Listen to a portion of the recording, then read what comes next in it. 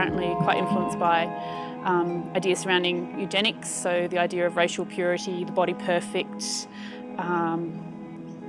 and yeah, I reacted against against that context, I guess. And yeah, it made me think about, okay, well, what are all the elements of this idealised Australian lifestyle that image ignores?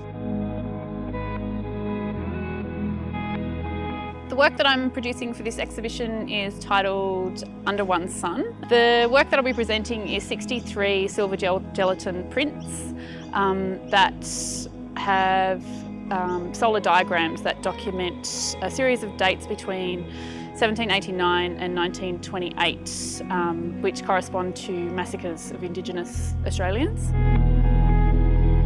I think when I was approaching the Sunbaker, I found it quite a challenging image to respond to. I just thought a lot about the conditions that made that image possible. So obviously the colonisation of Australia.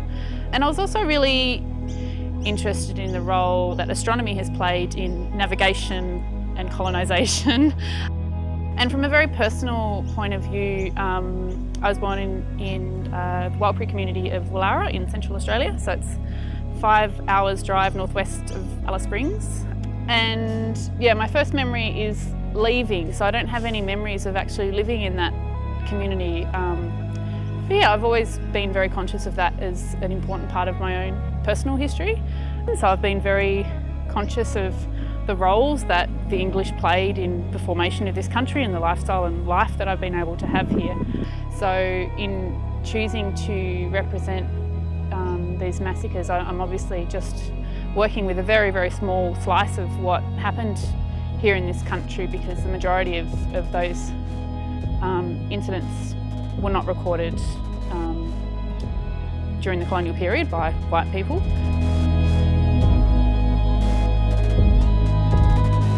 My work is very context driven, so I choose different materials and ways of working specific to each project. So I chose to work with analogue photography in this context. Number one, to reference the original print and also the history of photography during that time frame.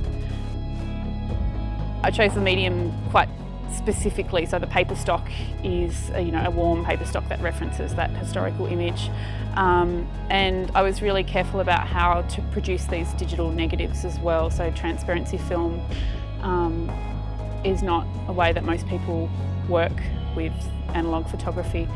So I researched a few different ways of that printing process to get. I was really keen on getting a grain into the image that I guess both referenced film as a medium, but also I loved that it had this vibe of astronomical imaging as well. So there's that sort of, a grain in the images that I've been really keen to pursue and keep in there.